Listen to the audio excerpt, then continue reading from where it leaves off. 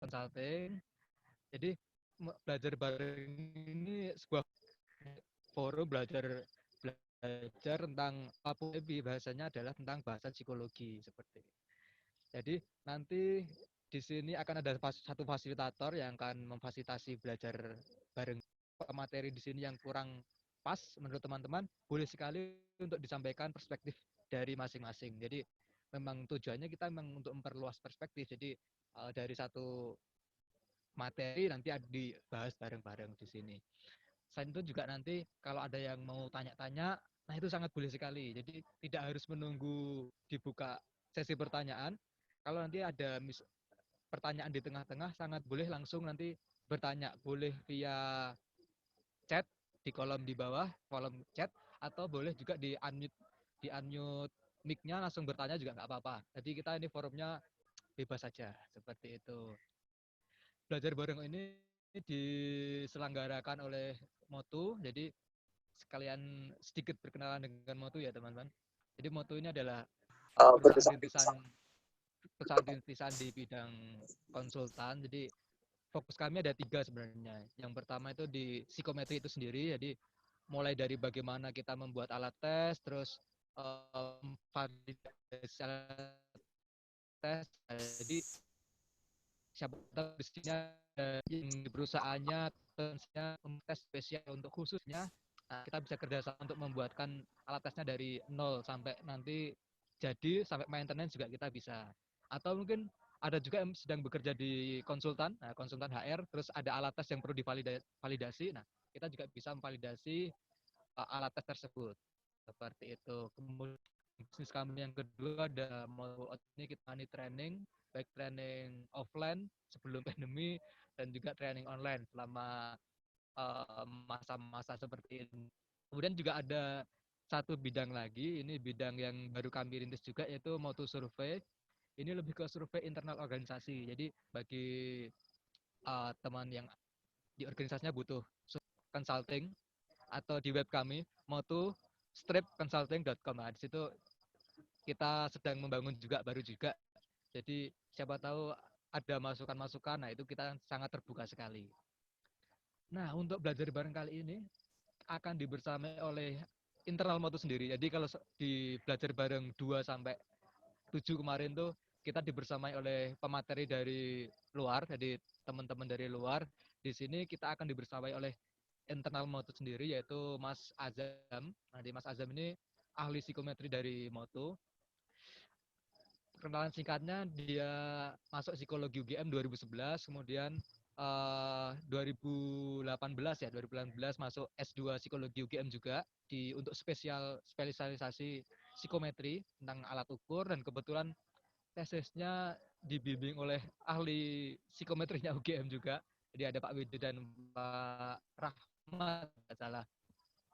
Seperti itu. Dan tahun baru beberapa bulan kemarin kayaknya beliau lulus dari S2-nya. Udah wisuda seperti itu. Dengan kalau saya tidak salah lulusan terbaik dan tesis terbaik juga untuk wisuda di angkatannya. Seperti itu. Oh, ini ada profilnya Mas Azam ya, ini bisa dibaca teman-teman. Nah, ini ada publikasinya juga, publikasi yang pernah dibuat oleh beliau dan teman-temannya. Seperti itu. Oh ya, seperti saya sampaikan tadi di awal sudah, bahwa untuk bertanya teman-teman tidak harus menunggu di akhir sesi ya. Jadi boleh langsung aja nanti di tengah-tengah setelah Mas Azam menyampaikan materinya, boleh nanti di-cut nggak apa-apa. Jadi kalau ada yang mau ditanyakan daripada lupa di akhir, langsung tanya nggak apa-apa.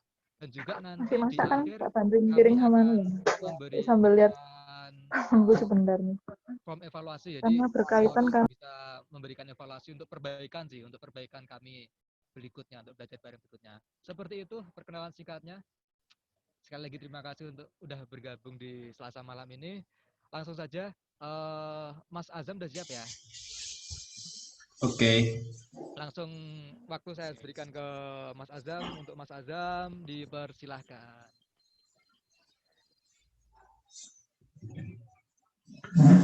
Assalamualaikum warahmatullahi wabarakatuh. Selamat malam teman-teman. Terima kasih sudah bersedia hadir untuk belajar bareng Moktu edisi ke-8 ini. Nah, di edisi ini kita akan berdiskusi ya. Jadi kalau berdiskusi itu artinya dua arah gitu ya. Nah, namun saya akan menjelaskan terlebih dahulu mengenai teori tes dalam psikologi itu. Kalau untuk materi minggu ini adalah mengenai psikometrika. Seperti itu.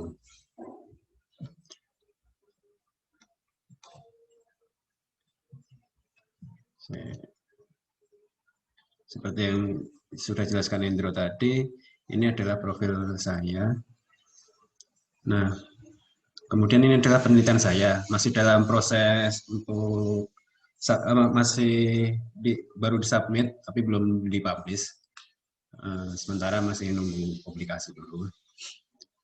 Yang pertama yang atas ini adalah tesis saya, tesis yang berjudul perbandingan tes paralel hasil perakitan otomatis berdasarkan pendekatan teori tes klasik dan teori respons butir menggunakan simulasi Monte Carlo. Kemudian penelitian yang kedua itu, yang penelitian pertama saya adalah skripsi, judulnya perbandingan hasil analisis butir berbasis teori skor mulai klasik dan model Rush. Nah, kedua penelitian saya ini itu lebih menekankan pada pengujian teori, menguji dari teori itu sendiri antara teori tes klasik dan teori respon butir atau teori modern lah, teori tes modern gitu. Kedua penelitian saya itu sama sekali nggak ngambil data, artinya ya kalau yang bawah ini itu datanya sudah ada, tinggal saya analisis. Kalau yang atas itu data simulasi, jadi penelitian itu nggak perlu nggak selamanya harus ngambil data langsung terjun ke lapangan. Kita bisa menggunakan data-data sekunder dan hasilnya juga bisa baik kayak gitu. Nah, contohnya yang saya lakukan itu, ini data simulasi itu artinya data bodong ya, data yang dibuat-buat kayak gitu kan. Tapi karena yang saya gunakan adalah dari distribusi, kemudian membandingkan dua pendekatan, saya nggak ngambil data apa-apa, tapi alhamdulillah penelitian tesis saya itu jadi naskah publikasi terbaik kayak gitu. Nah, oleh karena itu saya akan mencoba berbagi mengenai terutama mengenai teori tesnya ya. Nah, kalau untuk penelitiannya nanti sebagai tambahan aja, atau nanti akan kita bahas di pertemuan yang akan datang gitu. Karena kalau membicarakan penelitian itu akan cukup banyak gitu.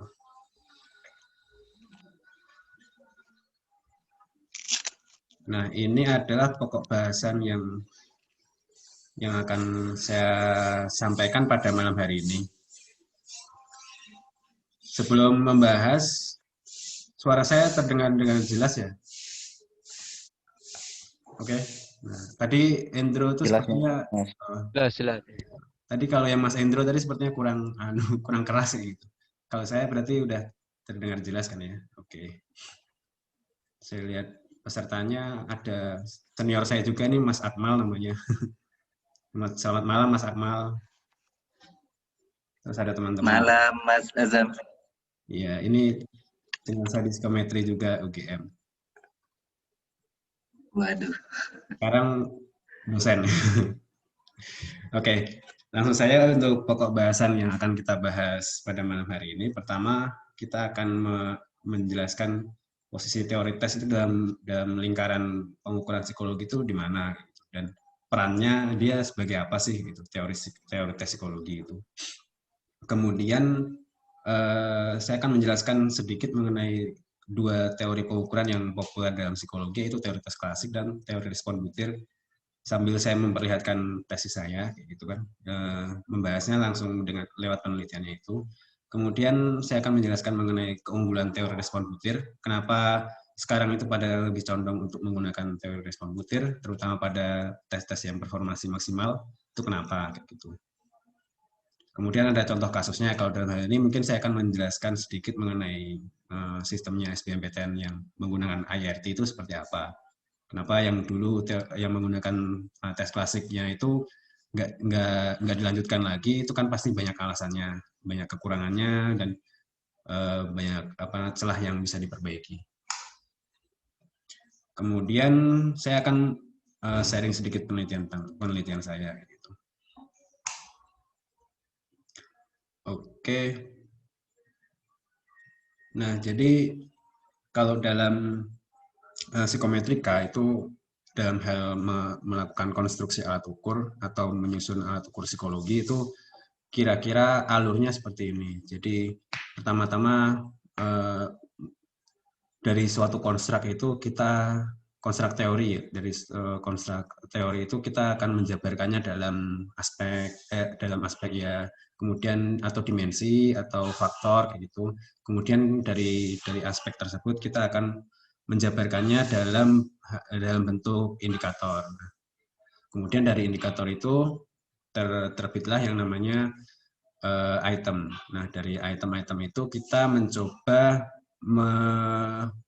menangkap apa yang dirasakan oleh responden mengenai suatu hal atau menangkap potensinya seperti itu, menangkap konstruk yang ingin diukur itu dalam item-item itu. Itu namanya operasionalisasi konstruk. Nah, habis itu tes kan istilahnya udah siap untuk digunakan dan siap menampung respon dari peserta. Nah, kemudian dari situ kita melakukan konstruksi alat ukur. Berapa sih alat ukur ini, itemnya ada berapa, kemudian yang kita sajikan berapa, itu kita lakukan perakitan seperti itu. Kemudian dari situ kita kemudian mendapatkan respon. Nah, responnya itu bisa berupa jawaban 10, 10 atau bisa jawaban 1, 2, 3, 4, 5 tergantung dari apa yang kita sajikannya itu bentuknya seperti apa. Misalkan kalau tes ipsatif itu kan tes yang pilihannya cuma 2, jadi kan 1, 2 atau 0, 1 gitu. Kemudian kalau misalkan itu tes Likert, kalau tes Likert itu berarti ada 5 pilihan jawaban. Kalau 5 pilihan jawaban berarti kita bisa men-skor dari 0, 1, 2, 3, 4 atau 1, 2, 3, 4, 5 seperti itu. Kemudian dari situ, dari skor itu oke.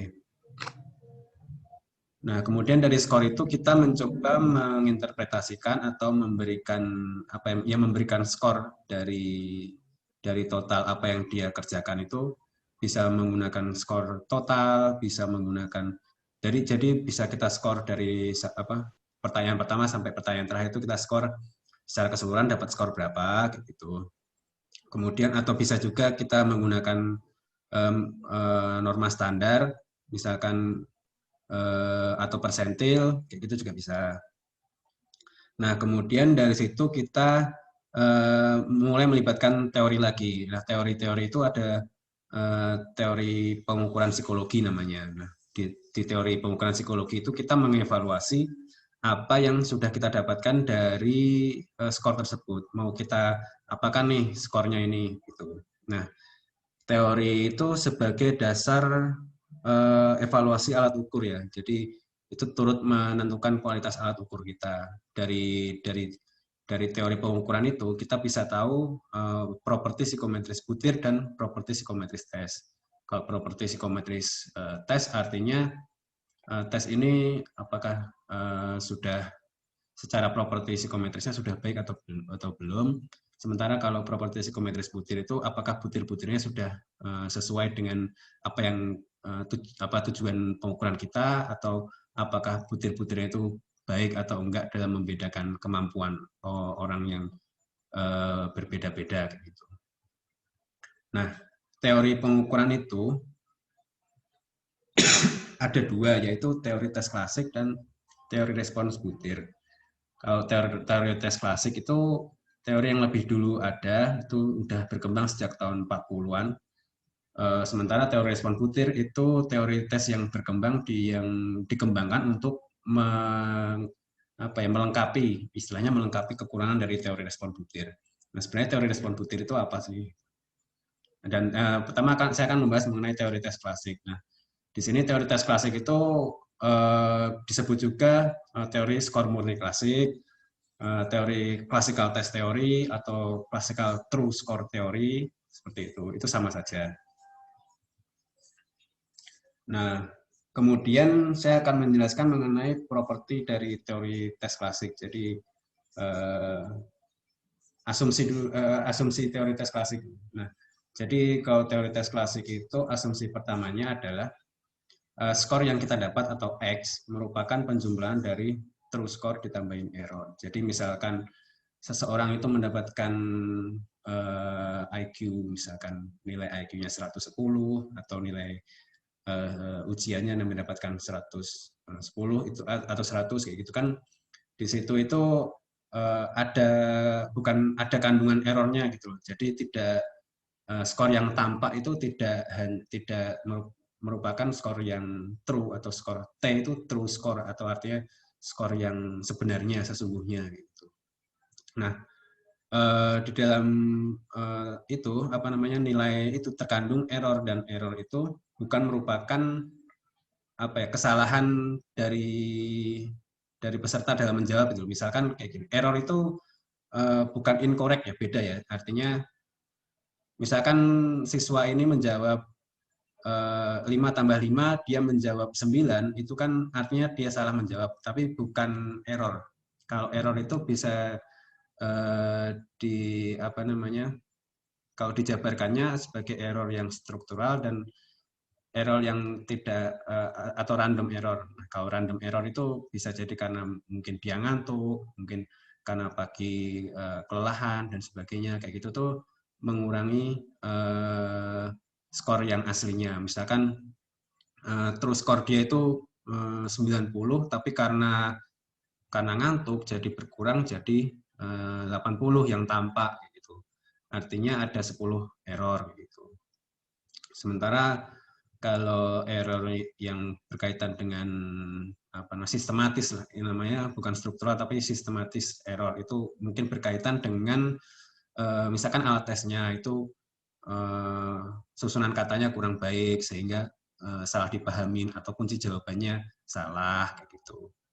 Itu namanya error yang sistematis. Nah, kemudian asumsi kedua itu adalah kalau kita melakukan pengukuran berkali-kali atau berulang-ulang, itu maka kita akan menemukan true score. Nah, karena di sini kita nggak bisa melihat yang tampak itu cuma X. X itu skor tampaknya itu misalkan skor PAPS, skor IQ, skor mata pelajaran itu kan kita tampak kelihatan skornya 90, skornya 500, skornya TOEFL 550 misalnya begitu. Tapi kita nggak tahu nih terus skornya berapa, errornya berapa. Itu dua hal yang mungkin hanya Tuhan yang tahu kayak gitu kan. Nah, tapi kita bisa melakukan pendekatan-pendekatan yang bisa kita gunakan untuk mengestimasi true score dan error itu. Nah, kemudian asumsi yang kedua adalah kalau kita melakukan pengukuran istilahnya pengukuran yang tak terhingga gitu. Artinya kita lakukan pengukuran hari ini dapat skor berapa, terus kita ukur lagi besok dapat skor berapa. Mungkin hari ini skornya ini misalkan antara skor aslinya itu 90. Nah, bisa jadi hari pertama itu dia dapat skor 80, kemudian hari kedua dapat skor 100, hari ketiga dapat skor 85, 85 gitu. Tapi kalau kita melakukan pengukuran itu hingga tak terhingga secara hipotetik, itu maka rata-ratanya adalah true score itu sendiri, karena kurva normalnya itu rata-ratanya ada di tengah. Tapi itu dengan asumsi bahwa antara pengukuran pertama, pengukuran kedua itu nggak saling mempengaruhi. Misalkan pada pengukuran kedua itu dia udah belajar dan tahu apa yang akan dibahas, artinya dia pengukurannya ya udah nggak sama lagi gitu. Atau misalkan dia kelelahan dengan pengukuran yang berulang-ulang, itu hal asumsi ini nggak bisa berlaku gitu. Itu asumsi penelitian klasik seperti itu. Itu asumsi kedua. Terus saya akan mencoba share langsung ininya aja. Share semua screen-nya.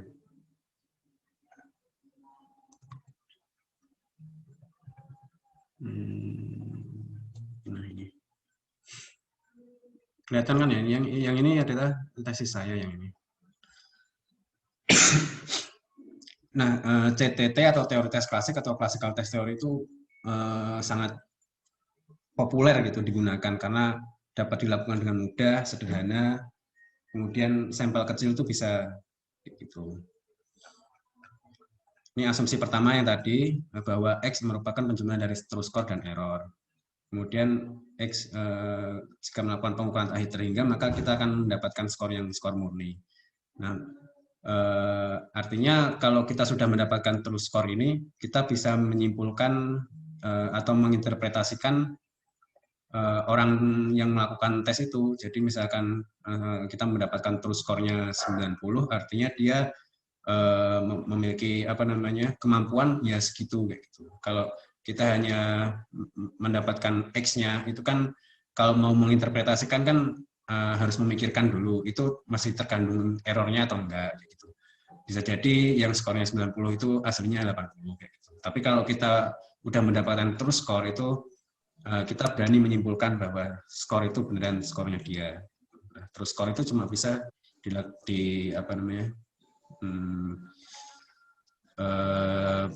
bukan diketahui secara langsung itu, diketahuinya secara tidak langsung. Nah, asumsi berikutnya itu bahwa error dan true score itu tidak berkorelasi satu dengan lainnya. Artinya error itu kan acak ya. Error yang acak itu sesuatu yang acak itu tidak akan berkorelasi. Jadi ketika error dengan true score itu dikorelasikan itu tidak berkorelasi. Nah, kemudian error pada pengukuran pertama dan error pada pengukuran kedua itu tidak saling berpengaruh atau tidak berkorelasi karena bisa jadi hari ini mengalami error 10, bisa jadi hari kedua mengalami error 3, 2 dan seterusnya itu tidak ada korelasinya karena itu hal yang bersifatnya acak. Nah, kemudian pengetesan pertama errornya itu tidak berkorelasi juga dengan true score pada pengetesan kedua gitu, dan seterusnya.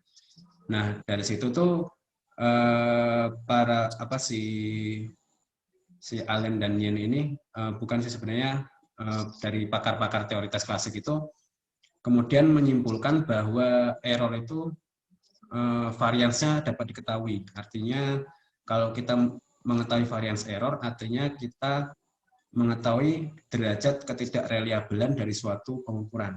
Nah, dari derajat ketidakreliabelan itu berarti kita sebaliknya juga mengetahui reliabilitas dari pengukuran itu atau tingkat kepercayaan pengukuran itu seberapa persen sih atau seberapa tinggi sih antara 0 sampai 1 itu derajat kepercayaannya berapa. Misalkan derajat kepercayaannya 0,9 itu kan berarti tinggi. Nah, itu mengenai konsep reliabilitas itu awal mulanya dari situ.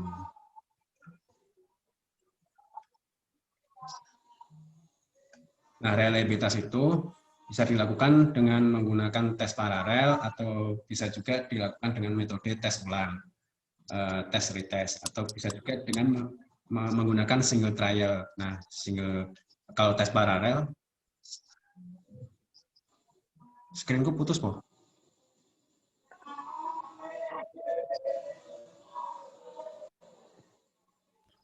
Oh iya, putus. Oke, masuk mana? Nah, jadi kalau untuk mengukur reliabilitas, jadi kita udah masuk dari hal yang berkaitan dengan true score tadi, kita beralih ke konsep reliabilitas. Konsep reliabilitas itu bisa menggunakan pendekatan tes paralel, artinya dia dites menggunakan tes A dan tes B itu berapa sih skornya kayak gitu.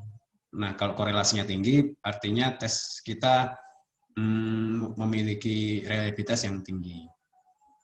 Kemudian bisa juga menggunakan metode tes ulang, tes retest. Hari ini diukur, besok diukur. Atau bisa juga menggunakan penyajian metode tunggal atau single trial yang sering digunakan itu yang single trial ini, yaitu kita pakai alpha Cronbach itu loh yang biasanya kita gunakan di SPSS itu apa namanya, itu tuh merupakan penyajian tunggal atau single trial. Itu biasanya menggunakan konsistensi internal.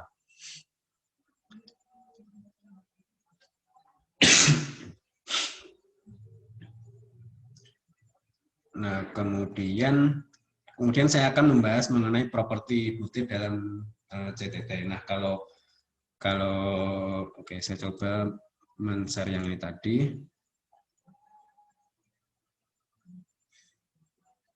Nah, teori tes itu kan berkaitan juga dengan kualitas tes.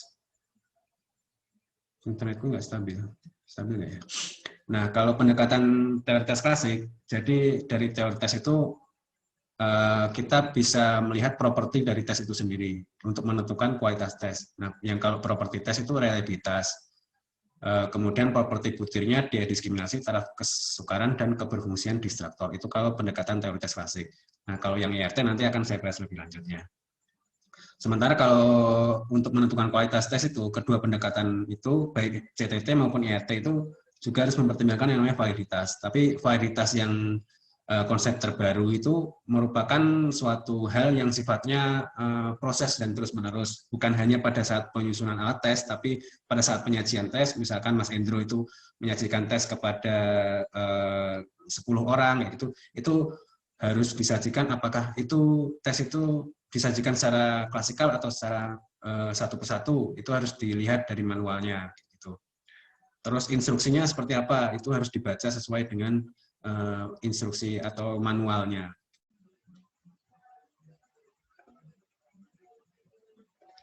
Koneksiku. Mas Koneksi keluar ya, teman-teman. Oh iya, udah masuk lagi. Udah. Aku izinin buat share screen dong. Lanjutkan, Jen. Oke.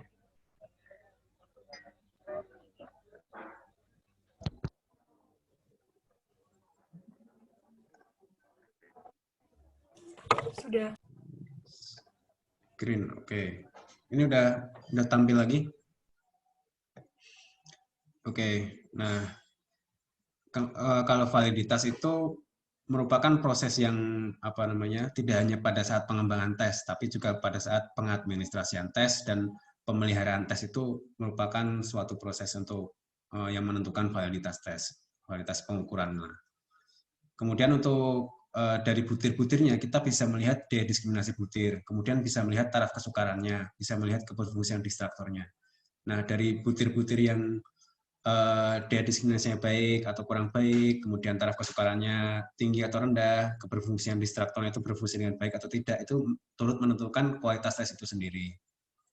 Nah, kalau dari pendekatan teori tes klasik, daya diskriminasi itu merupakan daya diskriminasi itu kemampuan dari butir itu untuk membedakan peserta dengan kemampuan tinggi atau rendah itu secara baik. Misalkan pada suatu, saya untuk ini akan saya berikan contohnya secara langsung.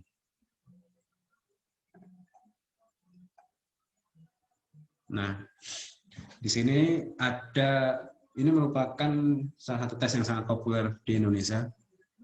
Di sini saya akan menunjukkan bagaimana proses untuk menyeleksi butir itu yang baik atau tidak itu seperti apa dari sudut pandang properti psikometris butirnya. Kalau properti psikometris tesnya sudah cukup jelas saya kira mengenai reliabilitas tadi, misalkan di atas 0,7 atau di atas 0,8 itu bisa kita anggap bahwa pengukuran kita itu memiliki reliabilitas yang cukup baik. Nah, sementara kalau kita menilik dari butir-butirnya, itu kita harus melihat dari butir itu bagaimana daya diskriminasinya, bagaimana taraf kesukarannya, dan bagaimana sebaran jawabannya atau efektivitas distraktor itu sendiri.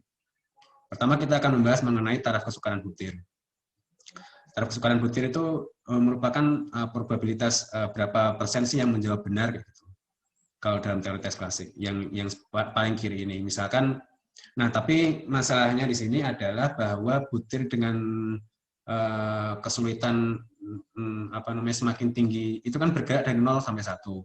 Nah, semakin tinggi itu di sini menunjukkan bahwa butir itu semakin mudah. Sementara semakin rendah, itu butir semakin sulit. Artinya misalkan butir nomor 10 ini taraf kesukarannya 0,5, itu lebih sulit dibandingkan butir nomor 57 yang taraf kesukarannya 0,78.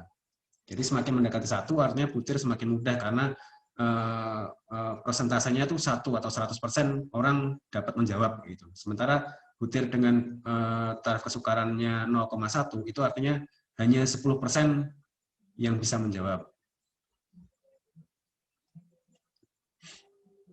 Itu untuk taraf kesukaran. Nah, taraf kesukaran sendiri itu tidak ada ketentuan yang pasti berapa taraf kesukaran yang baik itu seperti apa, karena tergantung pada tujuan pengukuran. Misalkan untuk seleksi, tentu saja kita akan membutuhkan butir-butir yang sulit kan, karena kita misalkan menyeleksi dari 1000 orang mau kita ambil cuma 10 atau 100 gitu. Itu kan artinya kita kalau menyajikan butir-butir yang 0,8, 0,9 itu nanti semuanya lolos kayak gitu. Nah, kalau gitu kan berarti kita harus menyajikan butir-butir yang cukup sulit dengan taraf kesukaran 0,1, 0,2 gitu. Itu tergantung pada tujuan pengukuran kita. Gitu. Masih lancar kan ya ininya suaranya? Soalnya kok terdengar putus-putus ininya. Masih. Dari sini masih. Oke. Kemudian itu yang taraf kesukaran. Kemudian yang berikutnya adalah daya diskriminasi. Daya diskriminasi itu menunjukkan korelasi butir itu apakah bisa membedakan orang dengan kemampuan tinggi atau rendah secara baik. Itu menggunakan korelasi.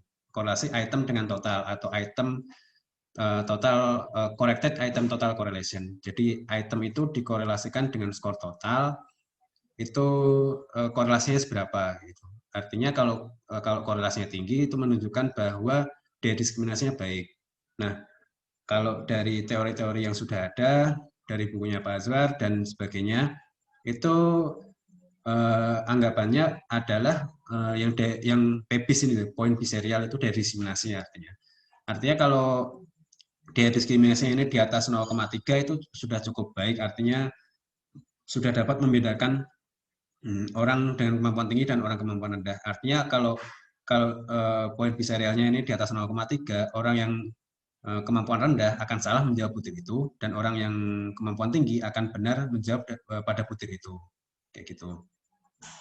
Itu untuk daya diskriminasi. Kemudian yang ketiga adalah properti efektivitas distraktor. Efektivitas distraktor itu apakah distraktor yang bukan kunci jawaban itu dipilih oleh mayoritas orang-orang dengan kemampuan rendah. Nah, misalkan pada soal nomor 10 ya, pada soal nomor 10 ini, itu kunci jawabannya ada di D. Kunci jawabannya ada di D, itu ada 57% orang menjawab situ, menjawab kunci jawaban.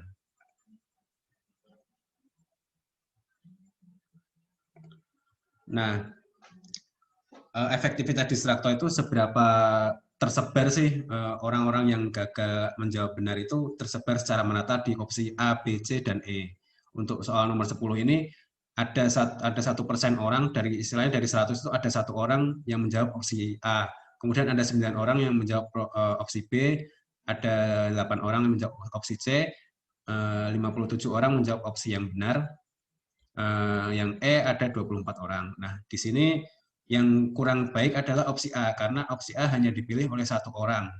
Artinya opsi ini sangat sangat kurang efektif lah istilahnya seperti itu. Kurang efektif dalam menjebak orang-orang yang tidak belajar. Nah, secara poin biserial atau secara korelasi dengan item total itu secara hipotetik opsi D itu akan positif. Sementara opsi-opsi lain akan negatif. Itu kalau item-item yang baik itu akan seperti itu. Nah, untuk item-item yang kadang kurang memuaskan, misalkan ada yang 0,25, 0,4 itu biasanya akan kita introspeksi lebih lanjut atau akan kita cadangkan. Tapi kalau di sini dari sudut pandang poin biserial itu sudah memasuki udah masuk semua lah istilahnya. Artinya udah baik semua daya diskriminasinya. Jadi item ini akan siap kita pakai. Sementara item-item yang kurang baik nanti akan kita cadangkan atau diinspeksi lebih lanjut opsi-opsi jawabannya. Kalau item nomor 19 ini kenapa dicadangkan itu adalah karena opsi B ini positif diskriminasinya. Artinya ada kemungkinan orang pintar itu terjebak di opsi ini. Begitu juga dengan nomor 11. Nomor 11 ini opsi E ini memiliki daya diskriminasi yang positif. Artinya masih ada kemungkinan bahwa orang-orang dengan kemampuan tinggi itu akan terjebak di jawaban atau opsi jawaban ini. Seperti itu. Itu untuk menentukan kualitas teori tes klasiknya itu menggunakan pendekatan yang seperti itu. Untuk secara tes secara keseluruhan menggunakan reliabilitas dari konsep true score dan error tadi. Kemudian dari sisi butirnya itu menggunakan 3 indikator yaitu taraf kesukaran, daya diskriminasi, dan efektivitas distraktor. Itu untuk pendekatan teori tes klasik. Nah, sebelum saya mau lanjut ke teori respon butir, saya mempersilahkan teman-teman untuk bertanya jika ada yang ingin bertanya. Begitu Mas Hendro. Iya, nah, tadi ada pertanyaan dari Mas Widiantoro, Mas Azam. Ya, Widiantoro, teman saya di Oh ya, Mapsi. Pertanyaannya adalah apakah taraf kesukaran bisa dipakai untuk menganalisis skala non kognitif? Nah, itu pertanyaan itu. Mungkin bisa dijawab.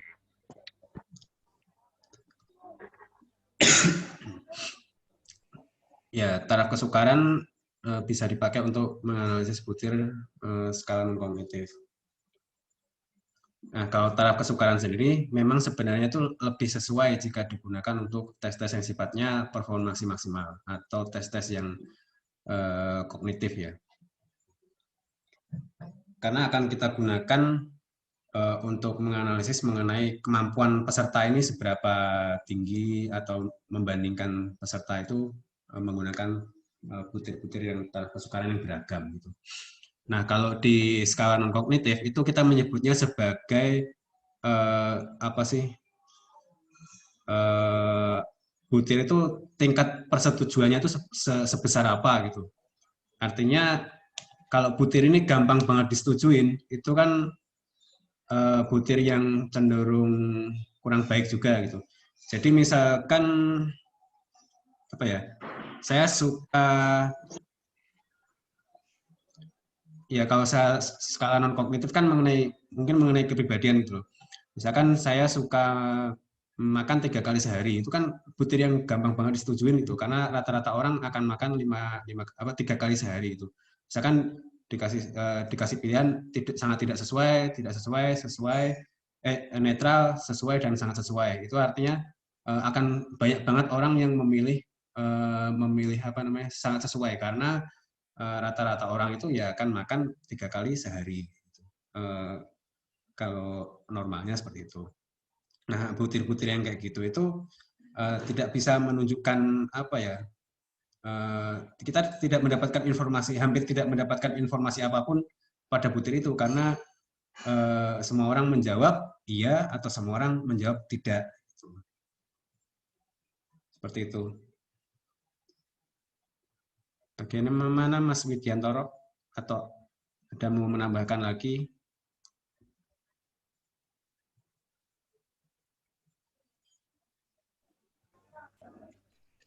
Oh, sudah cukup Pak Ebri. Nah, ada pertanyaan lagi nggak mengenai teori tes klasik ini? Kenapa sih teori tes klasik ini masih digunakan? Gitu, misalkan itu. Atau apa? Oke, mungkin teman-teman ada yang mau bertanya, boleh ya untuk diskusi. Boleh menyalakan atau mic-nya. mungkin tadi bisa dijawab sendiri, Zam. Kenapa kok teori tes klasik sampai sekarang masih digunakan? Ya, masih digunakan karena tergolong mudah, Tergolong mudah dalam administrasi ini. analisisnya tergolong mudah kayak gitu. Terus dia itu nggak membutuhkan partisipan yang sangat besar untuk membuat model yang sempurna istilahnya. Itu di bawah 100 kayak gitu tuh sudah cukup baik kayak gitu. Ini ada pertanyaan dari Kak Leo Aditya. Itu kira-kira kelebihan dan kekurangannya mungkin Mas, itu mungkin bisa dijelaskan Mas saja. Nah, kalau kelebihan dan kekurangannya nggak adil kalau belum membahas teori tes respon butir itu sendiri itu. Langsung saja akan saya bahas mengenai teori respon butir begitu ya. Oke.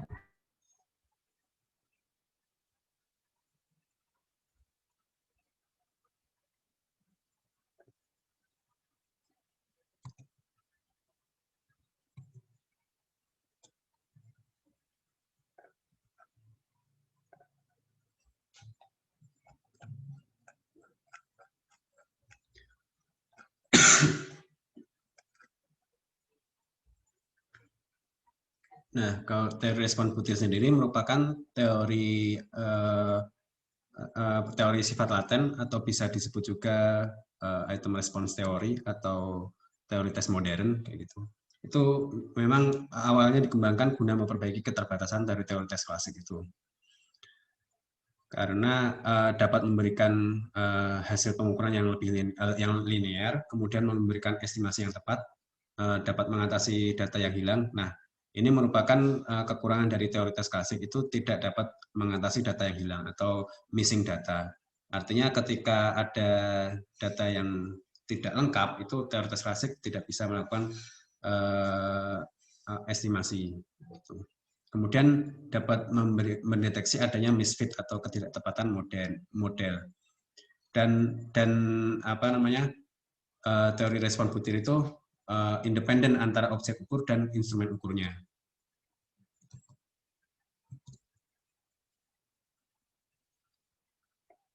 Nah, di teori respon butir itu sendiri memiliki 3 asumsi dasar yang harus terpenuhi. Pertama, tes itu harus unidimensi, artinya hanya mengukur satu dimensi kemampuan saja. Idealnya setiap butir tes yang dibuat itu hanya mengukur salah satu dari kemampuan peserta tes, bukan mengukur 2 atau lebih kemampuan tes. Misalkan tes untuk matematika, dia hanya mengukur kemampuan matematika yang memang diujikan, bukan mengukur misalkan kemampuan lain kayak kemampuan membaca, kemampuan verbal gitu. Kalau misalkan tes matematika tapi menggunakan soal cerita yang sangat panjang kayak gitu kan, itu bisa jadi itu mengukur kemampuan dia dalam hal verbal, bukan dalam hal matematika. Kemudian sifat kedua atau ciri kedua dari IRT adalah local independence. Artinya sifat itu sifat tidak saling mempengaruhi antara jawaban butir satu dengan butir lainnya. Nah, ini sebagai syarat juga untuk pendekatan IRT. Jadi butir yang pertama itu tidak memberikan clue atau kunci jawaban untuk menjawab pada butir berikutnya. Artinya local independence ini setiap butir itu tidak mempengaruhi jawaban pada butir-butir yang lain. Seperti itu. Ini nanti ada indeksnya. Teman saya namanya Mbak Ririn mungkin ikut dalam kemarin ikut daftar sih, tapi sepertinya belum masuk ke sini. Itu melakukan penelitian tesis mengenai local independence ini. Kemudian karakteristik ketiga adalah invariansi. Invariansi itu artinya karakteristik butir itu tetap tidak berubah-ubah sekalipun populasi butir itu berubah. Butir nomor 1 itu lebih sulit daripada butir nomor 2. Itu pada pengukuran hari ini. Nah, untuk hari ini kita sajikan kepada 100 orang kelas A gitu. Berikutnya seminggu kemudian atau hari berikutnya kita sajikan butir-butir tersebut ke kelas B yang jumlahnya juga 100 orang. Nah, itu di situ tidak akan berubah. Butir A akan tetap sulit dan butir B akan tetap lebih mudah dari butir A gitu. misalkan hal itu isi soalnya itu berubah-ubah, artinya misalkan awalnya itu butir A, B, C, D, E, F, G, H, I, J, kemudian hari berikutnya itu butir A, B, D, E, F, G, H, L, M, N, O, kayak gitu. Yang penting ada butir A dan B, itu letak butir A itu akan selalu lebih sulit dibandingkan butir B. Itu letak itu nggak berubah. Kemudian karakteristik berikutnya untuk kelompok yang sama, ciri mereka adalah tetap sekalipun butir yang mereka jawab itu berubah-ubah. Nah, sama kayak misalkan kemampuan saya dan Endro, nah, kayak gitu. Pada pengukuran hari ini, Endro mendapatkan mendapatkan skor yang tinggi dan saya lebih rendah bukan skor, artinya kemampuan Endro itu lebih tinggi dibandingkan kemampuan saya, pada pengukuran berikutnya itu akan sama, akan konsisten kayak gitu. Itu invariansi. Tapi skornya bisa jadi beda, tapi kemampuannya itu selalu konsisten. Nah, oleh karena itu model IRT itu mencoba menghubungkan antara item dan orang, person dan item. Itu artinya seperti penggaris yang tidak terpisahkan. Kalau tes klasik kan terpisah antara alat ukur dan objek ukurnya. Gitu. Kalau yang teori respon butir itu mencoba membuat suatu penggaris yang menyatukan keduanya. Gitu. Nah, misalkan kita lihat di peta yang kanan ini namanya peta butir orang. Gitu. Yang I ini merupakan item 004, item 007, item 10, 11, 12, dan seterusnya. Nah, item 4 ini itu akan selalu lebih, yang atasnya artinya lebih sulit, yang bawah artinya lebih mudah. Nah, item 4 ini pasti lebih sulit dari item 7. Kapanpun dan dimanapun, dia akan item 4 ini lebih sulit dari item 7. Item 4 ini akan lebih sulit dari item nomor 14 dan nomor 25. Itu kapanpun akan seperti itu. Artinya dengan subjek yang karakteristiknya sama, itu item ini taraf kesukaannya tidak akan berubah-ubah. Sementara orang-orang yang ada di atas ini itu lebih pandai dibandingkan orang yang di bawahnya ini. Orang-orang yang di atas ini dia akan mampu menjawab hampir semua item dengan benar, sementara orang-orang yang ada di bawah ini memiliki probabilitas atau kemungkinan untuk menjawab item-item yang sulit ini kecil kemungkinannya, atau bahkan tidak memungkinkan seperti itu.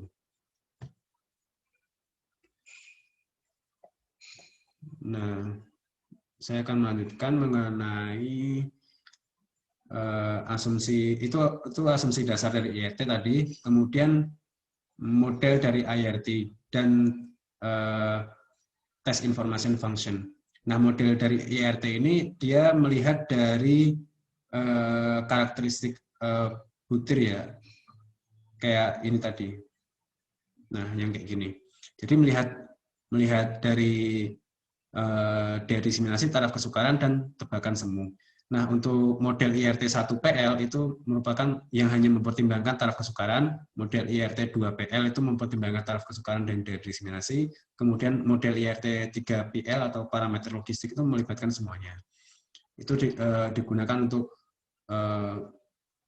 menentukan kualitas tesnya. Sementara kalau di pendekatan teori tes klasik itu mempertimbangkan reliabilitas, kalau pendekatan IRT itu mempertimbangkan fungsi informasi tesnya itu seperti apa. Saya akan langsung menjelaskannya melalui penelitian yang itu tadi.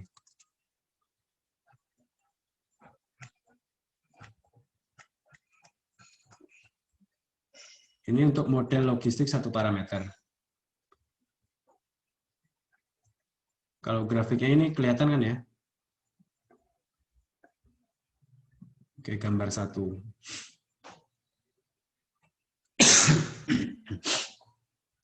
Nah, gambar 1 ini menunjukkan kurva karakteristik butir 1PL.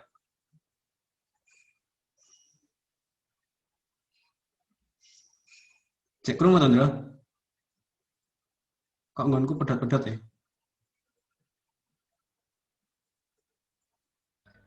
Masih jelas ya, sini masih jelas, Pak. Oh iya, oke. Gambarnya juga masih terlihat, toh? Masih. Oh iya. Siap. Nah, kalau ini 1 PL. 1 PL itu jadi dia hanya melibatkan taraf kesukaran butir. Artinya kalau di sini ini ada bedanya ini ya, bedanya teori respon butir dan teori tes klasik itu, kalau teori respon butir itu tidak melihat dari skor totalnya, tapi dari probabilitas dia bisa menjawab benar itu seperti apa gitu. Probabilitasnya seperti apa sih gitu. Nah, kalau untuk melihat probabilitas itu dia melihatnya dari sini, dari kurva ini. Nah, probabilitas di 0,5 ini. Nah, jadi butir yang pertama adalah butir I1. Butir I1 itu orang-orang, saya jelaskan dulu mengenai probabilitas menjawab benar. Ini semakin tinggi artinya memiliki kemungkinan yang besar untuk menjawab item itu dengan benar. Sementara semakin kecil kemungkinannya akan menjawab item itu dengan salah. Sementara yang sumbu X ini merupakan sumbu abilitas, yaitu bergerak dari -3 sampai +3, ini menggunakan distribusi standardized. Artinya 0 ini rata-rata dan semakin ke kanan itu semakin pandai, sementara semakin ke kiri itu semakin kurang pandai. Nah, untuk item pertama itu orang-orang dengan kemampuan kurang pandai dengan kemampuan -1,5 itu bisa menjawab item ini dengan benar, itu kemungkinannya 0,5 atau 50-50 itu. Nah, itu artinya item ini cukup bisa dijawab oleh orang-orang dengan kemampuan yang kurang baik, itu bisa menjawabnya dengan benar gitu. Sementara item nomor 2 itu item yang lebih sulit. Nah, item lebih sulit itu selalu ada di sebelah kanannya item-item yang mudah. Nah, item nomor 2 ini lebih sulit karena dia membutuhkan orang-orang dengan kemampuan sedang untuk menjawab item ini dengan benar. Sementara item nomor 3 ini item-item yang lebih sulit lagi karena membutuhkan kemampuan yang tinggi untuk menjawab dengan benar. Gitu. Jadi kalau kita menggunakan IRT itu melihatnya dari sini, dari kurva-kurva ini kita melihat item-item ini yang sulit yang mana dan sebagainya itu dari sini, dari probabilitas menjawab benarnya. Kemudian kalau 2 PL atau 2 parameter itu melibatkan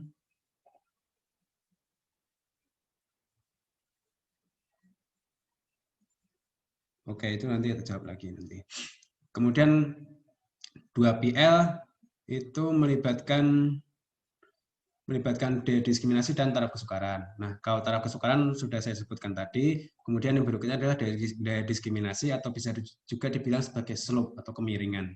Semakin curam kemiringan suatu kurva itu menandakan bahwa item itu memiliki daya diskriminasi yang sangat baik atau sangat tinggi. Nah, bisa dilihat dari dua ini keduanya mempertimbangkan taraf kesukaran dan daya diskriminasi. Nah, dari sini kalau yang kiri ini bisa kita lihat item 1 lebih mudah, item 2 mudah, item 3 sedang itu.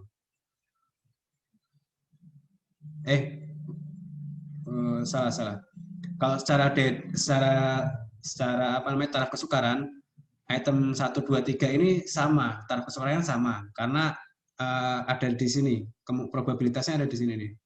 Probabilitas 0,5 itu ada di 0. Artinya ketiganya ini soal yang sama-sama taraf kesukaran sedang.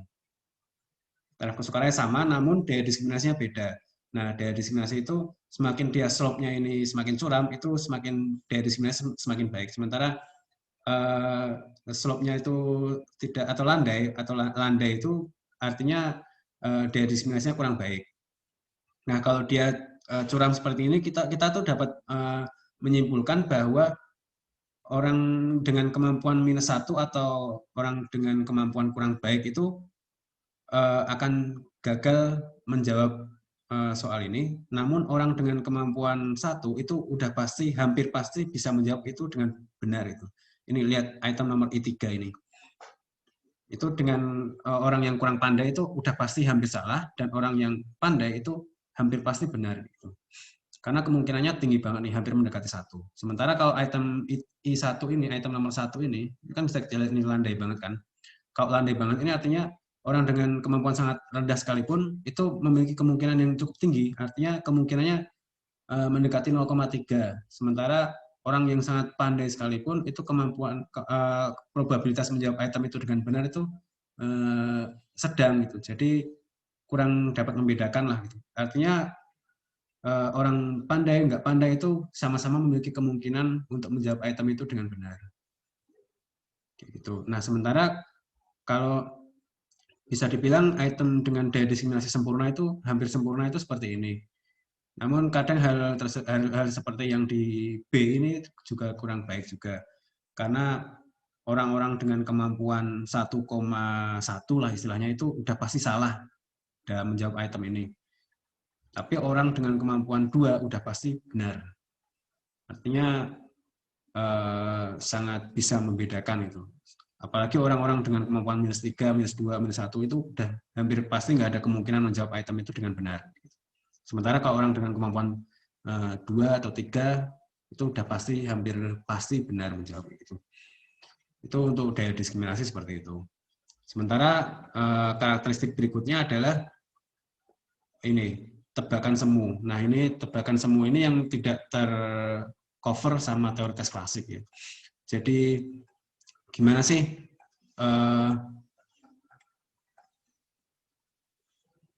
saya lihatin dari ini aja.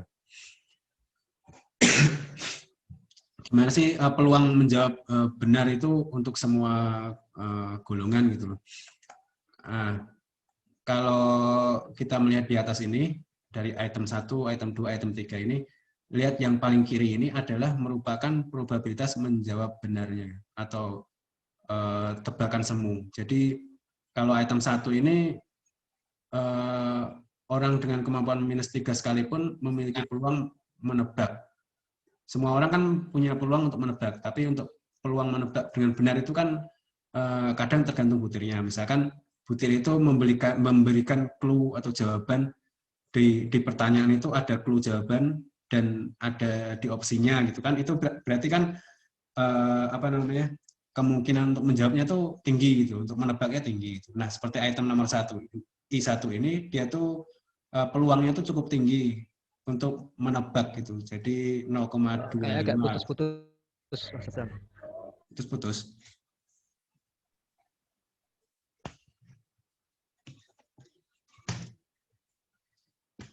Bisa dorong, Bro. Masih ya? Ini barusan kedengeran. Ini kedengeran dah. Oke, lanjutkan. Ya, yang ketiga itu tadi adalah tebakan semu atau probabilitas tebakan semu atau probabilitas menebak jawaban dengan benar. Misalkan dikasih 4 pilihan jawaban kayak gitu kan, di salah satunya itu ada jawaban yang menunjukkan clue-nya kayak gitu.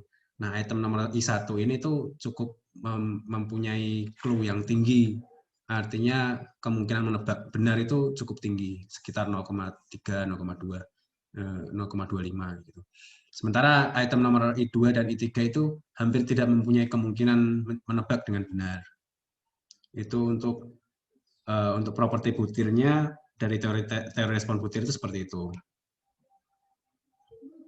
Nah, kemudian untuk penggantinya, bukan pengganti, tapi untuk melihat properti psikometris tesnya, itu kita melihatnya dari fungsi informasi tes.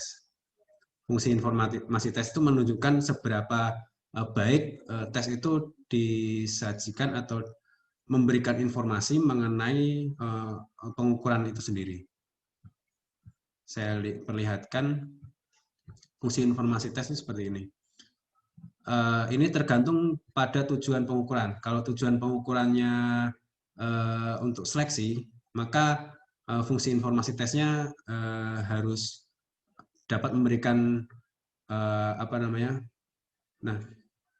saya jelaskan dulu ininya mengenai fungsi informasi tes itu sendiri merupakan penjumlahan dari fungsi informasi butir.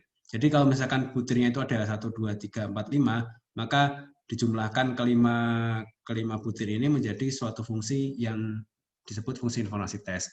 Nah, fungsi informasi tes itu menunjukkan seberapa optimal tes itu memberikan informasi pada objek pengukuran yang seperti apa. Kalau semakin tinggi informasinya di sini, artinya ini adalah tes yang sangat baik untuk digunakan untuk kemampuan orang-orang dengan kemampuan sedang. Karena puncaknya ada di sini dan puncaknya ada di sini. Itu artinya itu ada pada orang-orang dengan kemampuan sedang. Sementara kalau kita melihat lebih jauh, misalkan yang ini adalah fungsi informasi, misalkan ini fungsi informasi tes yang di sini. Atau saya perlihatkan aja dari googling mungkin kali ya, biar lebih.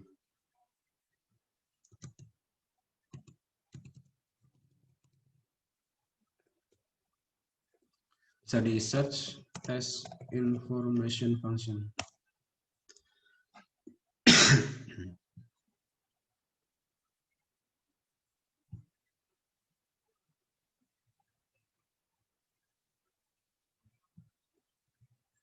Nah, kalau fungsi informasi tes yang seperti ini, itu optimal untuk melihat orang-orang dengan kemampuan sedang. Karena puncaknya ada di tengah. Gitu. Sementara kalau yang ini test information and measure. Oh, bukan fungsi informasi tes ini. Nah, anggap aja ini fungsi informasi tes. Nah, kalau ada dengan puncaknya itu ada di kanan, artinya tes ini berfungsi maksimal untuk mengukur orang-orang dengan kemampuan tinggi. Artinya kalau kita melakukan seleksi, kita akan menyeleksi orang-orang dengan kemampuan tinggi, maka kita berikan tes dengan bentuk seperti ini. Itu akan berfungsi maksimal untuk melihat orang-orang dengan kemampuan tinggi. Karena kita akan menyeleksi orang-orang tertentu saja. Gitu. Itu untuk test information function. Untuk melihat perbedaannya dengan reliabilitas. Kalau di sama-sama merupakan properti dari tes, namun berbeda fungsinya. Yang satu menentukan seberapa terpercaya atau seberapa percaya tes itu, yaitu reliabilitas. Kalau ini seberapa sesuai antara tujuan ukur dengan kurva yang ada di lapangan seperti apa. Itu disesuaikannya di fungsi informasi tes itu sendiri.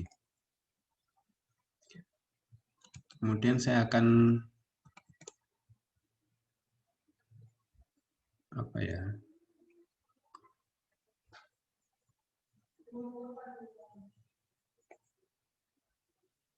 Nah, ini kelebihan IRT tadi sudah saya sebutkan. Ketidaktepatan model, parameter objek yang terpisah atau independen tadi. Nah, kira-kira kalau untuk IRT, pembahasan lebih lanjutnya mau diskusi aja. Kira-kira ada yang ingin ditanyakan atau ada yang ingin didiskusikan?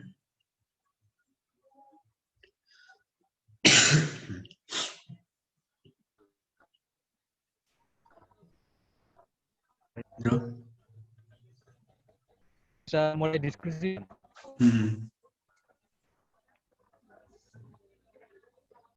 Oh ya, tapi bisa nyicil jawab pertanyaannya. Tadi ada pertanyaan dari Pak Le, itu tentang bagaimana menentukan suatu item itu akan dijawab benar atau salah ya. Itu kira-kira bisa diprediksi nggak? Nah, itu. Oh itu, ya. Jadi kalau ini berdasarkan data. Kalau probabilitas 0,5 itu artinya menentukan sebuah item kemungkinan akan dijawab benar atau tidak. Nah, kalau teori respon butir itu menekankan pada probabilitas memang ya. Kalau secara matematisnya yang ini saya kurang tahu mengenai karena kalau menggunakan analisis itu tools-nya itu udah menunjukkan probabilitasnya itu gitu. Kalau dari teorine iku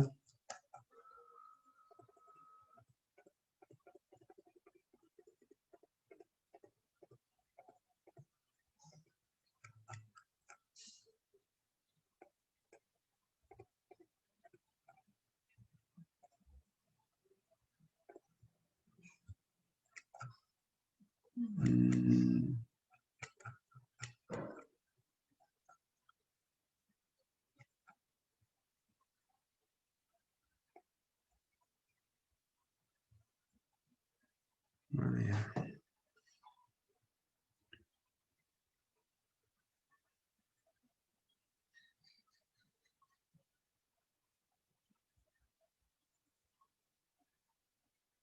Kayak gini, dia menggunakan odds ratio, kemudian menggunakan logit. Dari logit itu ditransformasikan ke skala logit.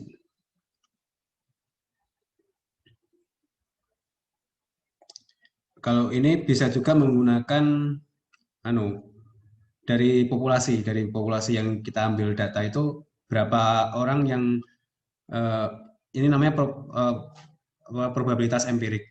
Jadi misalkan kita melakukan pengambilan data terhadap 1.000 orang, kalau suatu item itu dijawab dengan benar oleh 100 orang, berarti kemungkinan jawab benarnya adalah 0,1 probabilitas empiriknya itu. Itu yang sama dengan taraf kesukaran butir di teori pendekatan teoritas klasik. Kayak gitu sih Pak Le.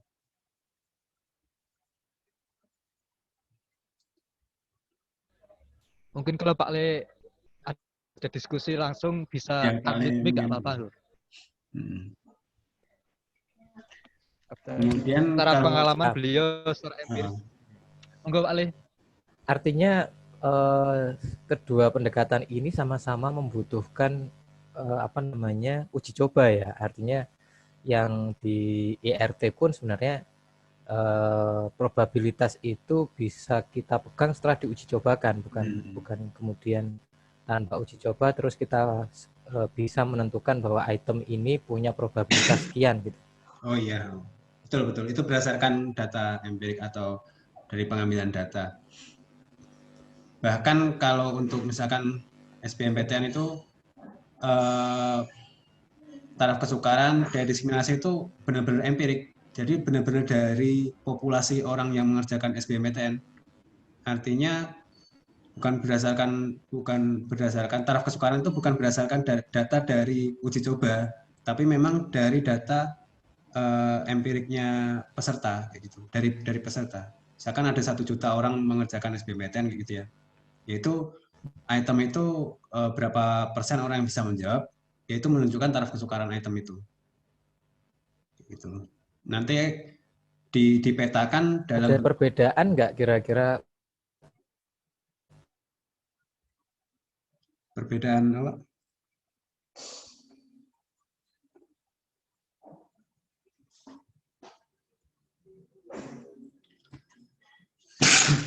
Diuji cobakan per satu item gitu untuk nambah bank item gitu ya. Jadi nyoba nambah 10 item hari ini gitu. Bukan dalam satu konstruk sebuah tes yang utuh, tapi hanya mencoba beberapa item diselipkan dalam pengadministrasian, misalnya tes kita ngetes yang lain gitu ya, ngetes pakai alat tes kognitif lain, kemudian kita sampilkan 5 atau 10 item di belakangnya, itu memungkinkan nggak untuk IRT atau memungkinkan untuk dua-duanya kayak gitu? Kalau tujuannya kita menginginkan, sebenarnya kan kalau udah disajikan 10 item itu kan kita bisa mendapatkan apa yang kita inginkan. Kalau ditambahkan 5 item yang nggak akan mempengaruhi hasil itu karena nggak akan kita analisis atau gimana Pak? Atau tetap kita analisis?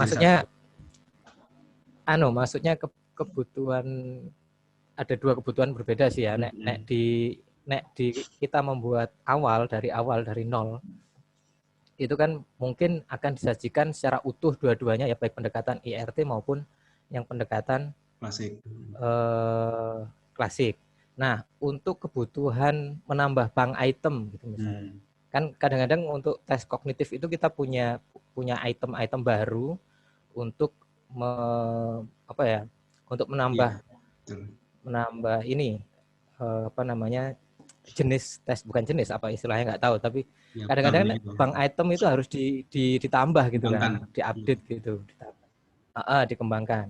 Nah, untuk kebutuhan pengembangan bank item ini, apakah memungkinkan untuk menguji cobakan hanya beberapa item saja gitu, atau harus nunggu sampai lengkap atau gimana? Nah, kalau di IRT itu ada namanya anchor, item yang dijadikan anchor. Anchor itu item ini sudah diketahui taraf kesukaannya berapa, jadi kita fixkan apa namanya, gimana jelasinnya? Bisa kita tambahkan itu, misalkan kita yang sebelah kiri ini udah kita ketahui taraf kesukarannya, sementara yang kanan ini adalah item tambahan. Nah, item tambahan itu nanti bisa kita ujikan, kita masukkan aja di situ. Paling nanti berpengaruhnya terhadap performa peserta karena jumlah itemnya lebih banyak kayak gitu kan, itu mungkin mempengaruhi motivasi dia atau semangatnya, itu kan mungkin bisa menurun. Tapi kalau secara psikometris untuk keperluan penambahan bank item itu sangat memungkinkan. Karena kalau berikutnya kita tambahkan item, kita akan mencari item-item yang misalkan kayak gini, Leo. Antara item nomor 07 dengan 010 ini kan ada jeda ini. Nah, di sini tuh tidak ada item yang mewakili.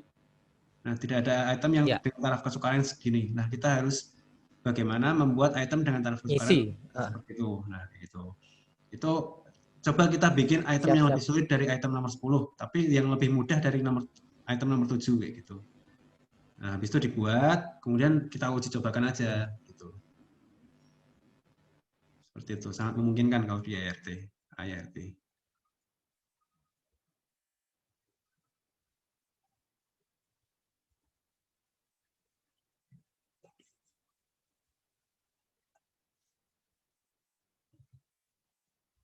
Ini aja ya dalam konteks penguji cobaan ini ya.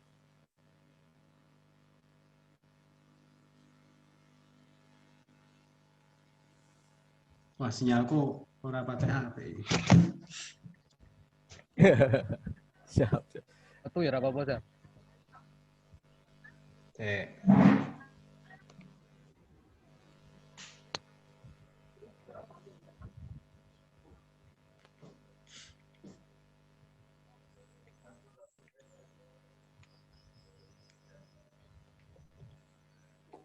Sorry ya Sam, akeh takon aja. Justru Oh, Pak.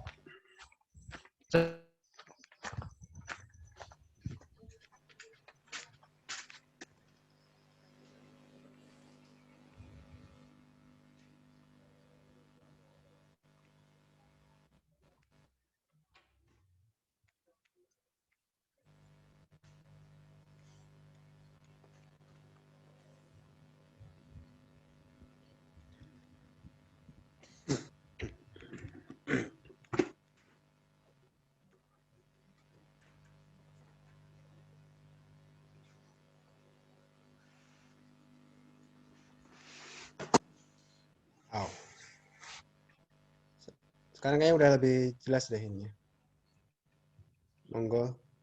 Ya, udah ada.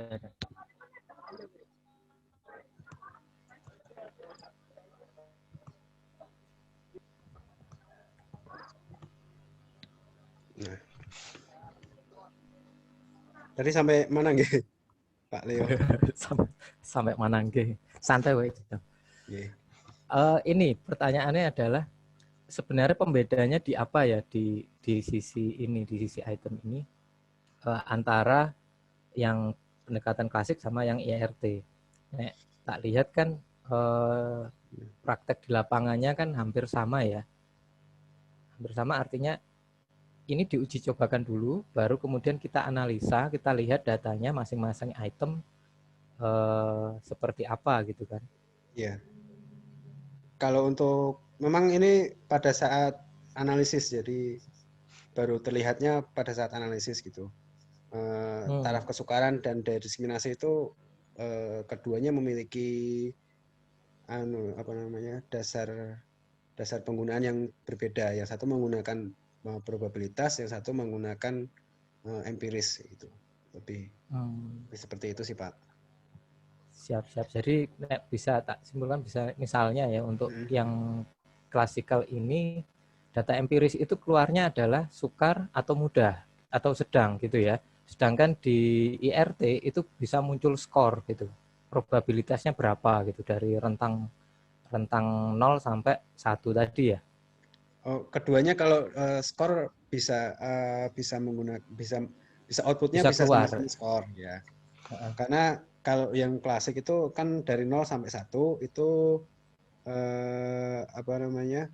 kalau semakin mendekati 0 itu semakin sulit, semakin mendekati 1 semakin mudah gitu. Sementara kalau di teori respon butir itu taraf kesukaran itu memang dipasangkan langsung dengan orangnya. Jadi orang ini tuh atau item ini tuh bisa dijawab oleh orang dengan kemampuan sekian, namun nggak bisa dijawab oleh orang kemampuan sekian.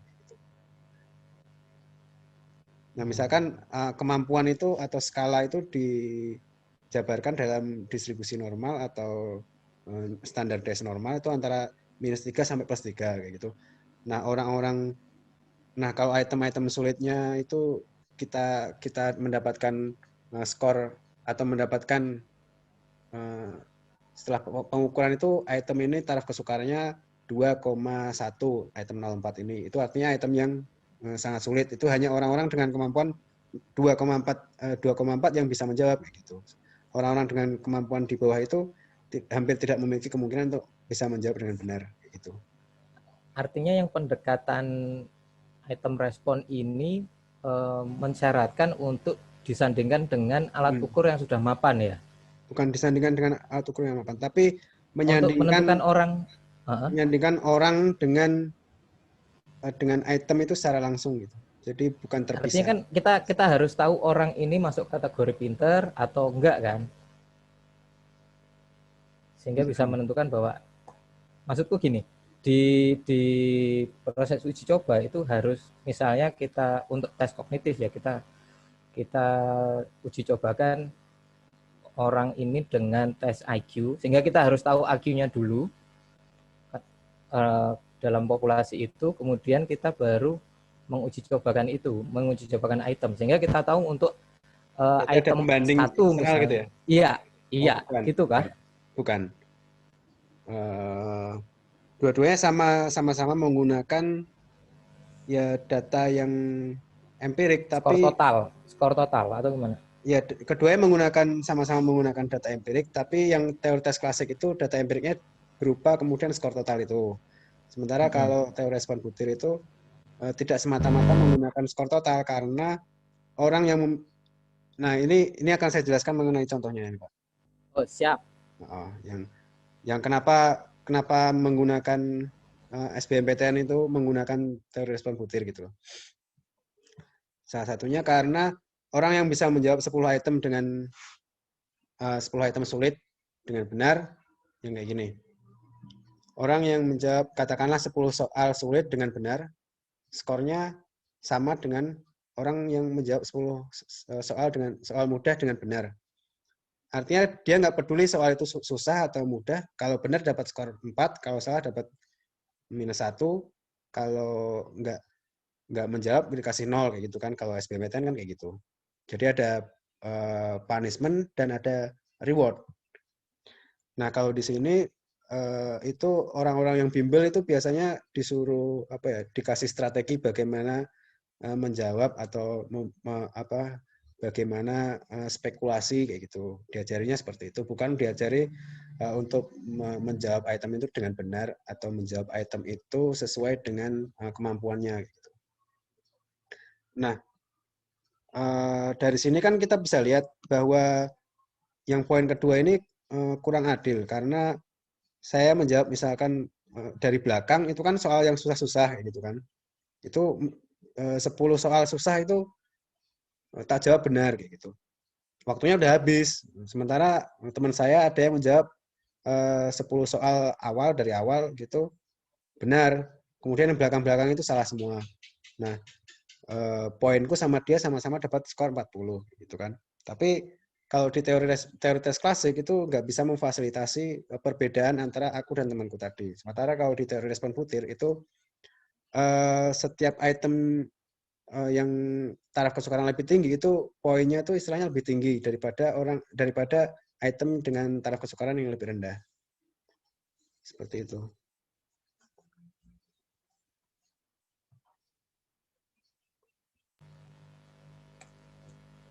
Siap. Mas Azam, Yeay, Akmal nih, Akmal. Mas Akmal. Halo. Jadi itemnya itu sudah tersusun ya mulai dari mudah sampai sulit ya. Jadi misalnya ada 10 item atau 20 item, jadi item 1 sampai item 20 itu dia sudah tersusun mulai dari yang paling mudah sampai paling sulit. Jadi meskipun sebenarnya kalau dalam teori klasik kan meskipun skornya sama, jadi dia menjawab acak, kemudian skor totalnya menunjukkan tinggi, itu kan tidak bisa memberikan informasi bahwasanya dia menjawab item yang sulit itu apakah benar-benar sesuai kemampuannya atau tidak ya. Nah, kalau dalam itu IRT itu bisa terlihat ya. Jadi misalnya di item 1 dia jawab salah, kemudian tiba-tiba di item 15 dia jawab benar. Item 15 Artinya itu kan kalau atau kita lihat atau gimana? Gimana? Item 15 itu mudah atau susah atau gimana tadi? Kan sudah tersusun mulai dari item yang paling mudah sampai sulit. Oh, iya. Nah, itu bisa terdeteksi dari situ ya anunya. Nah, Sehingga skornya berbeda. Oke, coba saya search. Nah, kalau IRT terutama RAS itu dia mencoba bikin lompatan gitu, ya, lompatan. Dia bisa lompat segini. Bukan kayak gitu. Misalkan ini taraf kesukarannya di sini. Nah, orang-orang dengan kemampuan rendah itu pasti akan lompatnya seperti ini. Itu gagal. Selalu probabilitasnya hampir selalu dia gagal itu. Sementara orang-orang dengan kemampuan tinggi dia akan dapat melompat ini dengan baik gitu. Itu kalau pengukurannya RAS itu seperti membuat lompat atau saringan gitu untuk menyaring orang-orang kemampuan tinggi dan rendah gitu. Tadi gimana Mas ini? Pertanyaannya tadi? Cuman mau memastikan sih kalau dalam teori klasik, jadi kita kan cuman mengetahui orang ini pintar itu dari skor totalnya saja gitu kan, tanpa bisa melihat informasi apakah skor total I-nya itu betul-betul menunjukkan sesuai performansinya dia atau tidak gitu kan. Yang jelasnya skor totalnya tinggi itu sudah menunjukkan dia pintar atau dia cerdas gitu. Nah, kalau yang teori IRT itu yang 1 PL itu bisa terlihat ya ininya. Iya. Bisa Jadi misalnya membobotkan.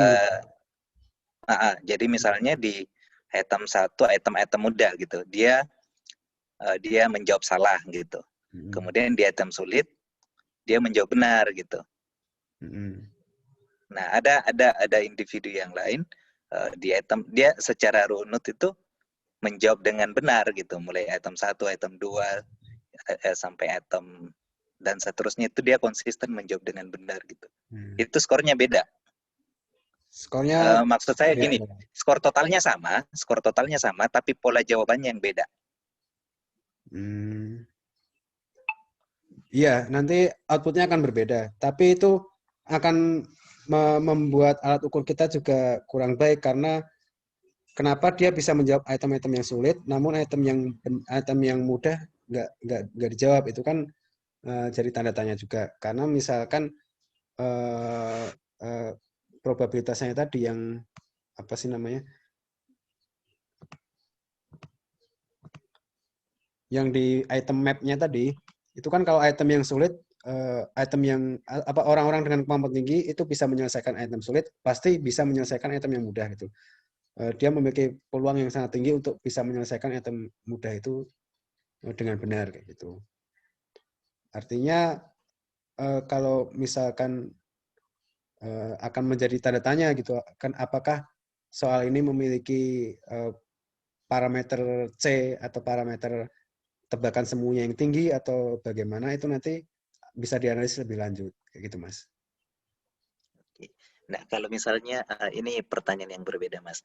Iya. Kalau dalam yang atribut non kognitif itu kan biasanya dalam teori klasik kita melakukan seleksi item itu dilihat dari daya diskriminasinya kan. Iya. Jadi korelasi poin biserialnya.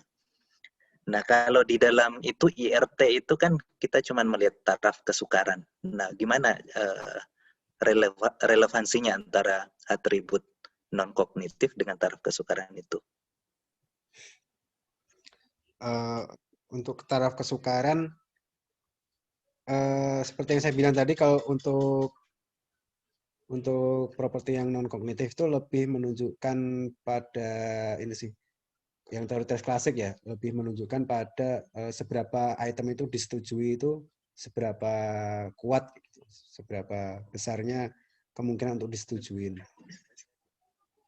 Tapi kalau untuk pendekatan IRT yang taraf kesukaran, namun apa namanya, untuk non kognitif itu memang apa ya, bisa dianalisis, cuma kayaknya lebih cocok untuk apa, performasi maksimal itu, kayak model RAS kan itu satu PL itu hanya melibatkan taraf kesukaran. Nah itu tuh lebih sesuai jika digunakan untuk tes-tes yang performasi maksimal tadi, Mas. Jadi kita tidak menggunakan informasi itu untuk melihat bagaimana kualitas suatu item itu ya, untuk atribut non kognitif. Jadi misalnya saya punya skala asertivitas gitu kan, kemudian saya mau analisis menggunakan satu PL. Nah, informasi dalam satu PL itu kan selain daripada item fit, kemudian person fit, kita lihat itu yang taraf kesukarannya yang ada di item map itu. Berarti itu tidak usah dipakai ya, atau gimana? Sepengetahuan saya ya, karena lebih cocok untuk digunakan tes-tes potensi atau tes-tes yang Potensi evaluasi aja ya. maksimal kayak gitu. Kalau performasi tipikal dapat menggunakan pendekatan tes klasik yang udah cukup sih. Atau mungkin Mas klasik ya, aja ya, cukup itu. Mungkin Mas Akmal ada pendapat lain juga nggak apa-apa? Enggak, soalnya ini kan saya juga sudah mulai memunculkan pertanyaan juga menggunakan teori klasik dalam mengevaluasi khususnya yang atribut non kognitif gitu. Nah, ini yang saya mau tanyakan ke Mas Azam, boleh enggak sih kalau misalnya yang tadi itu taraf kesukaran itu di mana posisinya dalam atribut ini, apakah ada pertimbangan tersendiri gitu di dalam melakukan evaluasi atau gimana, ataukah cukup kita melihat item fit-nya untuk menerima dan menolak item non kognitif itu? Ya, saya rasa untuk non kognitif itu bisa melihat dari itu tadi ya, item fit-nya, fit dengan modelnya tadi ya. Jadi melihat mean square atau standard dash dan Z standard dash-nya itu untuk melihat model fit-nya. Cukup itunya aja ya Mas ya, nggak usah memperhatikan itunya taraf kesukarannya itu ya. Sementara pendapat saya seperti itu, Mas. Oke, siap-siap Mas. Oke, thank you.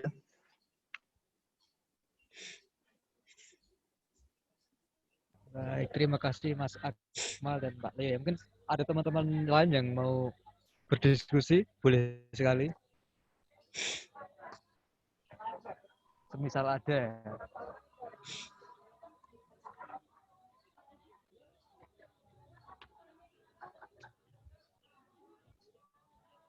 Oke.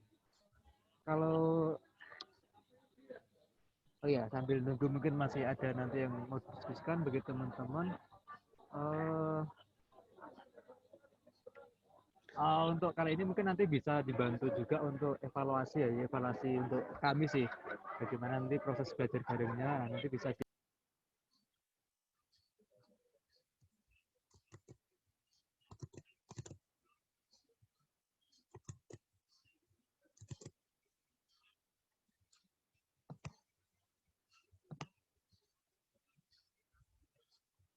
Suaranya Indro di mute. ternyata masih mute. Mohon maaf sekali. Ya, jadi untuk evaluasi mungkin teman-teman bisa bantu kami untuk perbaikan ya. Jadi bisa berpartisipasi di motu.host/evaluasi ya. Nanti bagi yang slow dan berkenan bisa memberikan masukan-masukan atau kritik untuk kebaikan sih. Untuk perbaikan ke depannya seperti itu. Baik, adakah pertanyaan lagi atau diskusi lagi? Atau seperti apa? Ya setidaknya bisa jadi sedikit tahu ya, mungkin untuk yang pertama mendengar ini ya saya juga merasa kebingungan gitu. Oh ternyata cukup rumit, tapi paling enggak secara garis besar jadi tahu ya. Nanti untuk diskusi lebih lanjut dengan Azam ya, nanti bisa juga langsung kontak langsung juga bisa di via IG atau via WA-nya. Kalau IG @an.angin ya, N.GIN. an.gin. Nah, ada GIN. Nah, nanti bisa DM-an lewat situ juga bisa. Mungkin seperti itu kalau tidak ada diskusi lagi. Sekali lagi terima kasih untuk teman-teman yang sudah meluangkan waktunya ya, meluangkan waktunya di Selasa malam ini. Mohon maaf sekali untuk kemarin waktu postingan kita salah nulis hari, jadi tanggalnya benar tapi harinya kita baru nyadar setelah yang nge-like banyak di kita mau take down juga pikir-pikir ya, itu juga evaluasi untuk kami juga. Terima kasih untuk uh, yang sudah berpartisipasi, ada yang bertanya tadi ada Pak Leo, terus Mas Akmal, dan juga pastinya juga terima kasih untuk Azam yang sudah meluangkan waktunya, agak batu-batu tapi bisa tetap on air malam ini, dan juga terima kasih untuk tim yang ada di balik layar. Mungkin untuk belajar bareng 8 malam ini kita sudahi dulu. Terima kasih sekali lagi atas semuanya. Habis ini teman-teman boleh live masing-masing ya. Oke, terima kasih. Wassalamualaikum warahmatullahi wabarakatuh. Waalaikumsalam warahmatullahi wabarakatuh. Thank you Mas Azam, Mas Endro. Terima kasih Mas Akmal. Nanti kita lanjut diskusi Nanti mungkin. kita lanjut ya. Oke, siap. Thank you Azam. Oke Pak Leo. Sama-sama, thank you.